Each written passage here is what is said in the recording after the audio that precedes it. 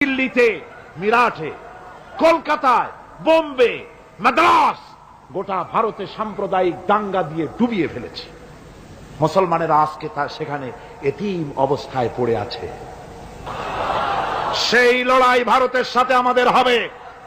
ওই লড়াই যেদিন বাঁধবে, বাংলাদেশের সেনাবাহিনী, এয়ারফোর্স, ল্যান্ড ফোর্স, পুলিশ শুধু এরাই যুদ্ধ করবে না, বাংলাদেশের 12 কোটি তৌহিদি জনতা শহীদ তিতুমিরের বাস হাতে নিয়ে ভারতকে পিটিয়ে ঠান্ডা করবে ইনশাআল্লাহ।